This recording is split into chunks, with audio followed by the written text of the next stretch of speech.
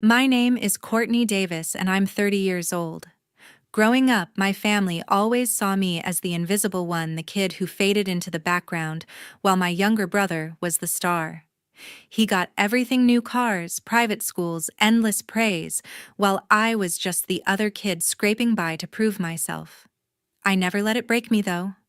I worked hard, built something big, something they couldn't ignore. But at our family's Christmas dinner in Denver last winter, everything exploded. My brother found out what I'd achieved: $28 million, and he lost it screaming in front of everyone. My mom joined in, yelling to defend him, while my dad just sat there silent. That night changed everything. What happened next? It's a story of betrayal, lies, and standing up for what's mine. Stick around to see how it all went down. If you're hooked on this family drama, smash that subscribe button and hit the bell to catch every twist. Growing up in Denver, I was always compared to my brother. I'm Courtney Davis, and for as long as I can remember, my family treated me like the spare kid, the one who didn't shine. My brother, on the other hand, was their golden child. He got a shiny new car at 16, private school tuition paid without a blink, and constant praise for every little thing he did. Meanwhile, I was working shifts at a local coffee shop, steaming milk and scrubbing counters to cover my college tuition. My mom would say, "Why can't you be more like him?" And my dad just nodded along, never stepping in. They called me the plain one, like I was some background character in their story. I wasn't lazy, though. I studied computer science at a state school, stayed up late coding, and landed an internship at a small tech firm. It wasn't glamorous, but I loved it: building apps, solving problems. My family didn't care. At holiday dinners, they'd fawn over my brother's half-baked ideas, while I sat quietly, my work dismissed as some computer stuff. My cousin would smirk, chiming in with, "At least he's going places." My mom would beam, and I'd bite my tongue. By my mid-20s, I'd started my own software company. I poured everything into it: nights, weekends, every dime I earned. It was growing fast, but I kept that quiet. My family didn't need to know. They'd never asked about my life anyway, too busy cheering for their star. I wasn't chasing their approval anymore. I was building something for myself. Still, their words stung: every plain one jab, every comparison. My friend Kristen, who I met in college, saw it all. She'd roll her eyes when my mom bragged about my brother's latest scheme, whispering, "They have no idea who you are." I didn't realize how deep their favoritism ran until I got older. My mom paid for my brother's European gap year, his business school applications, even his apartment rent when he needed space to think. Me, I got a lecture about pulling myself up. My dad stayed silent as usual, letting my mom run the show. Once I overheard my brother's girlfriend laughing with my cousin about how I'd never amount to much. It hurt, but I used it as fuel. My company was my focus, my code, my team, my vision. I wasn't going to let their doubts define me. Looking back, those years shaped me.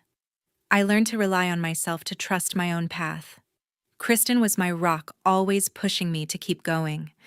She'd become a lawyer by then, sharp and loyal, the kind of friend who'd call out nonsense without hesitation. My family, though, they were blind to my hustle. They saw my brother as the future, the one who'd carry the family name. I was just the sister who paid her own way, who didn't need their spotlight. But that was fine. I was building something bigger than they could imagine. Last winter, I went to my parents' house in Denver for Christmas dinner. The table was packed with relatives, the air thick with chatter and clinking glasses. I sat quietly, picking at my food, while my brother Zachary held court. He was all smiles, boasting about his new real estate project, some flashy development he swore would change Denver. My mom beamed, hanging on his every word. "That's my boy," she said, her voice dripping with pride. "He's got big plans." My cousin Erica nodded along, tossing in compliments like confetti. I stayed silent, used to being ignored, but their voices grated on me. Then my mom turned to me, her smile gone. "Courtney, still messing around with those computers?" she asked, her tone sharp, like my job was a hobby. Erica snickered and Zachary leaned back smirking. Something snapped inside me. I set my fork down, looked her straight in the eye, and said, "Actually, Mom, my software company's worth $28 million. The room froze. Erica's jaw dropped. My dad's fork hovered midair. Zachary's face twisted, his eyes narrowing like I'd stolen something from him. "You." He spat, his voice loud enough to make the table shake. 28 million. "That's a lie." His chair scraped as he stood, fists clenched. "You've never done anything big in your life." My mom jumped in, her voice shrill. "Zachary's right. How could you have that kind of money? You're just... you." Her words cut, but I didn't flinch. I leaned forward, calm but firm. "It's true. I built it. Every cent." Zachary's face turned red. He slammed his hand on the table, shouting, "You're making this up to humiliate me." Plates rattled, and my cousin gasped. My mom kept going, her voice rising. "Courtney, stop this nonsense. You're upsetting your brother." She pointed at me, her eyes flashing with anger, as if I'd betrayed the family by succeeding. My dad sat there saying nothing, his face blank. I wanted him to speak up, to say something, anything, but he just looked away like always. Erica tried to lighten the mood, mumbling, "Well, that's unexpected." But Zachary wasn't done. He paced behind the table, muttering about how I didn't deserve it, how I must have lucked out or cheated someone. My mom nodded, her arms crossed, still glaring at me. I could have explained, told them about the years of coding, the sleepless nights, the deals I'd closed, but they didn't want to hear it. They never had. Zachary's girlfriend sitting next to him looked uncomfortable, her eyes darting between us. She didn't say a word, just sipped her wine. I stood up, my voice steady. "Believe what you want, Zachary. It's real." He stopped pacing, staring at me like he could burn a hole through me. "You'll regret this," he hissed, low and venomous. My mom chimed in again, nearly shouting, "You owe your brother an apology, Courtney." "He's worked so hard," I almost laughed. Worked hard. He'd been handed everything. But I didn't argue. I sat back down, letting their words wash over me. The dinner went on, but the air was heavy, every glance loaded with tension. A few weeks after the dinner, my phone was flooded with texts from Catherine. "Courtney, we need to talk." She wrote, her messages piling up like a storm. "Your brother needs your help. It's family." I stared at the screen, my stomach twisting. She wasn't asking, she was demanding. Zachary followed with his own texts, all charm and confidence. "Sis, my real estate project's a game changer. You're in, right? We're family." I didn't reply, but the pressure kept coming. Every day, new messages, each one leaning harder on family loyalty. It felt like a script, like they'd rehearsed it. I tried to brush it off, focusing on my company, but Mom wouldn't let up. She called one evening, her voice sharp. "Courtney, you've got money now. It's your duty to support Zachary. He's got vision." I gripped the phone, my jaw tight. "Mom, I worked for every penny. He can do the same." She scoffed as if I'd insulted her. "You're so selfish," she snapped. "Your brother deserves a chance." I hung up, my hands shaking. Her words echoed, but I wasn't buying the guilt trip. Then Dad got involved. He called, his tone soft, almost pleading. "Courtney, let's find a middle ground," he said. "Maybe you could invest a little. Keep the peace." I wanted to believe he meant well, but it felt like another push to give in. I told him no firmly. "Dad, I'm not funding Zachary's dreams." He sighed, mumbling about family unity, but I could tell he was out of his depth. Days later, I heard he'd tried to talk to Mom and Zachary, urging them to back off. It didn't work.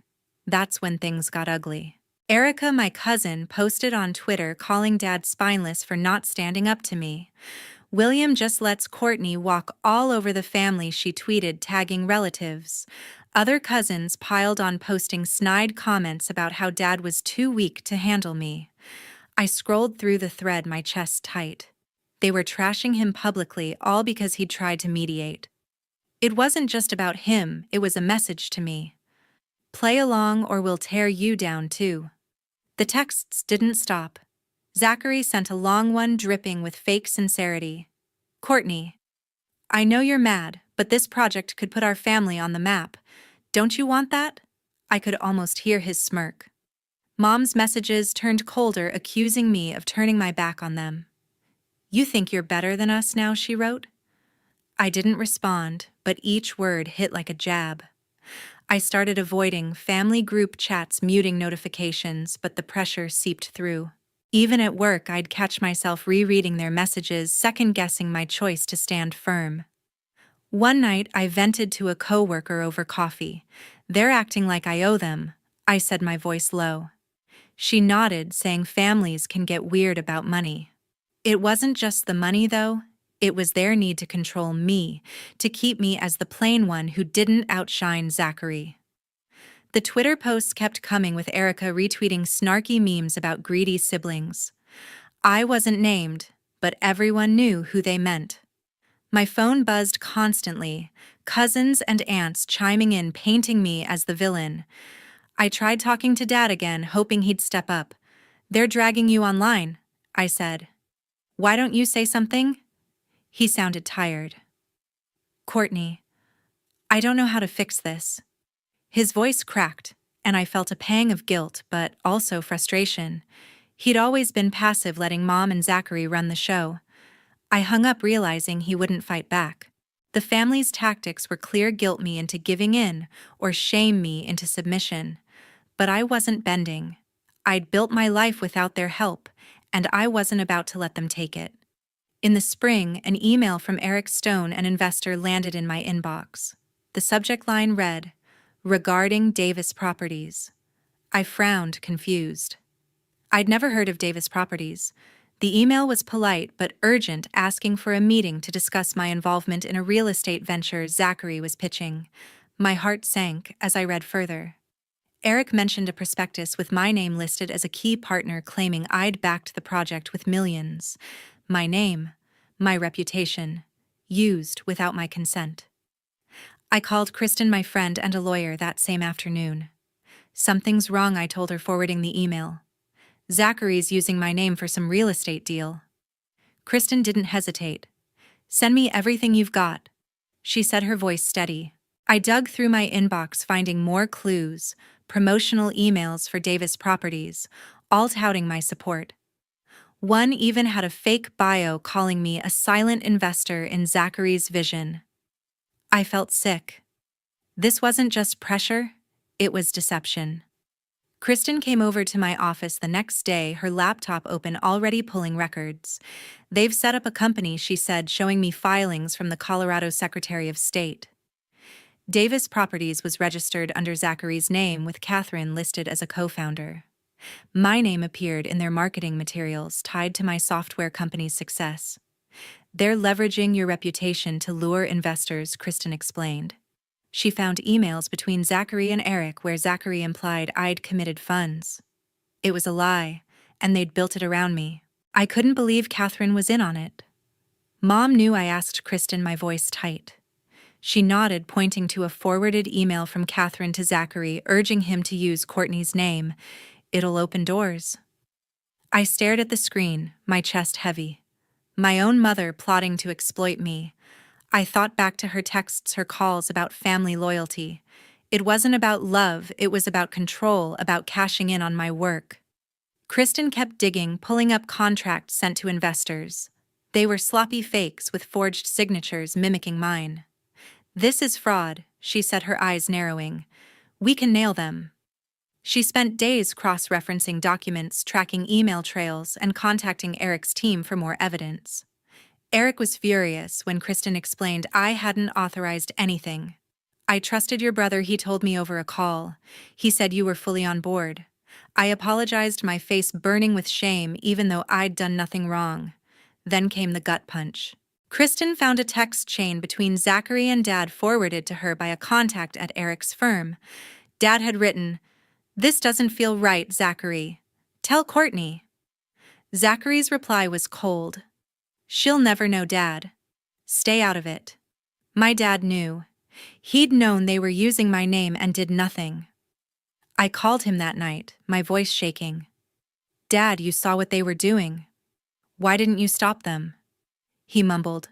"I thought they'd tell you eventually." His words stung worse than Mom's. He wasn't just passive, he was complicit.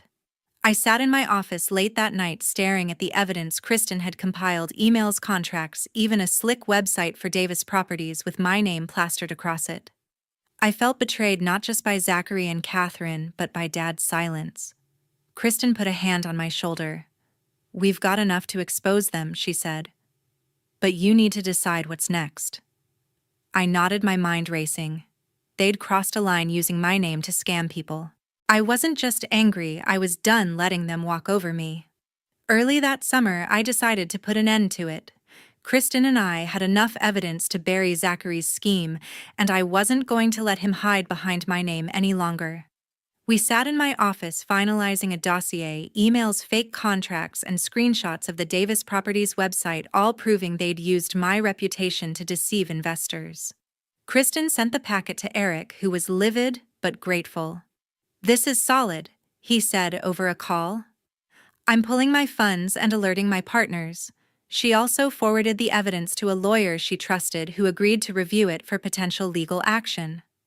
I wasn't ready to sue, not yet, but I wanted them to know I wasn't bluffing. I needed to face my family directly. I called a meeting at my parents' house in Denver, telling Mom it was urgent family business. She agreed, probably thinking I'd cave on their investment demands. When I arrived, the living room was tense. Zachary lounged on the couch, smirking like he'd already won. Catherine sat stiffly, her eyes narrowing as I set a stack of papers on the coffee table. Dad stood by the window, avoiding my gaze. I took a deep breath and started. "Zachary, Catherine, you've been using my name to pitch your real estate company," I said, my voice steady. I slid the dossier forward, open to a forged contract with my signature. "This is fraud. You lied to investors claiming I backed you." Zachary's smirk vanished. He leaned forward, his face pale. "That's not true," he stammered. "It's just marketing." I cut him off, pointing to an email from him to Eric. "You told investors I'd put in millions." "I never agreed to that." Catherine jumped in, her voice sharp. "Courtney, you're blowing this out of proportion. We were just trying to help Zachary succeed." I held up a hand, not breaking eye contact. "Help him? You put my name on a website, forged my signature, and lied to people. That's not help, that's stealing." She flinched but quickly doubled down. "Your family. You should want to support us." Her words were desperate, almost pleading, but I wasn't swayed. I'd heard that line too many times. Dad finally spoke, his voice low. "Courtney, maybe we can work this out quietly." I turned to him, my frustration boiling over. "Dad, you knew and didn't stop them. There's no working this out. They broke my trust." He looked away, his shoulders slumping. Zachary tried another angle, his tone softer. "Sis, we didn't mean any harm. Let's partner up for real. We'll make it big together." I almost laughed. His charm was as fake as his contracts. I pushed the dossier toward them, every page a nail in their scheme. "Eric's already pulling out," I said. "His lawyers have this evidence. Other investors will get it too." Zachary's eyes widened, his hands shaking as he flipped through the papers. "You're trying to ruin me," he shouted, standing up. I stayed calm, my voice cold. "You did that yourself, Zachary. You used my name. Now you face the consequences." Catherine clutched his arm, whispering something, but he yanked away, glaring at me. I stood, gathering my papers. "I'm not investing, and I'm not staying silent. Fix this, or the lawyers will." I walked out, leaving them in stunned silence. Kristen was waiting in the car, her expression grim but proud. "You did it?" she said as I got in. I nodded, my heart still racing. I'd drawn a line and there was no going back. They'd underestimated me for years, but I wasn't their plain one anymore. By late summer, news about Zachary was spreading across Denver. Eric had pulled his investment from Davis Properties, and word got out fast. Investors started backing out one after another as the truth about the forged documents surfaced. Zachary's name was dragged through the mud on local business forums with posts calling him a fraud. His bank accounts were frozen pending an investigation, and his so-called empire crumbled overnight. I didn't gloat, I just watched it unfold, feeling a mix of relief and exhaustion. Catherine called me a week later, her voice trembling. "Courtney, we made a mistake," she said, almost whispering. "Please, let's fix this as a family." I held the phone, my grip tight. "Mom, you used my name to trick people. There's no fixing that." She started crying, saying she only wanted to help Zachary succeed. I wasn't moved. Her tears felt like another attempt to pull me back into their mess. "You made your choice." I told her, my tone flat. "Now live with it." I hung up, my heart heavy but resolute. Zachary's girlfriend, Brandy, was next to jump ship. I heard through a mutual friend that she'd packed her bags and left him, unwilling to stick around for the fallout. Apparently, she'd called him a sinking ship and walked out without looking back. The family was in chaos. My cousin texted me, blaming me for tearing everyone apart. Another relative posted on Twitter claiming I'd betrayed them. I ignored it all. Their drama wasn't my problem anymore. Dad reached out, leaving a voicemail. "Courtney, I should have done more," he said, his voice tired. "I'm sorry." I listened to it twice, waiting for some spark of forgiveness, but it didn't come. He'd stood by while they used me, and that silence spoke louder than his words now. I didn't call back. Instead, I blocked his number along with Mom's and Zachary's. My phone went quiet for the first time in months, and I felt a weight lift. I threw myself into my company, working late nights with my team to push out new software updates. The office was my refuge, a place where I called the shots, and no one questioned my worth. My employees didn't care about my family's mess. They cared about the code we wrote, the clients we won. We landed a major deal with a tech firm in Boulder, and for the first time in a while, I smiled without forcing it. My success wasn't tied to their approval, and that felt like freedom. The news about Zachary kept spreading. A local paper ran a story about failed real estate ventures in Denver, mentioning his name alongside alleged misrepresentations. I didn't read past the headline. I didn't need to. His actions had caught up with him. Catherine sent one last text begging me to meet her. "We're still family," she wrote. I deleted it without replying. Family doesn't forge your name or drag you through the mud for saying no. I heard from a distant cousin that Zachary was scrambling to save face, pitching new ideas to anyone who'd listen, but no one was biting. His reputation was shot, and the family's golden boy was just another name in a bad news cycle. Meanwhile, I was moving forward. My company hit a new milestone, and I celebrated with my team, not my blood relatives. They'd tried to pull me down, but I was still standing. In the fall, I stood in my new apartment in downtown Denver, the city skyline glowing through the windows. The space was mine, bought with my own money, no strings attached. I'd spent the last year untangling myself from my family's grip, and now looking out at the lights, I felt a quiet strength. The journey hadn't been easy, but it taught me lessons I'd carry forever about standing up for myself, protecting what I'd built, and recognizing the cost of manipulation. I used to think family was about loyalty no matter what. But loyalty doesn't mean letting people use you.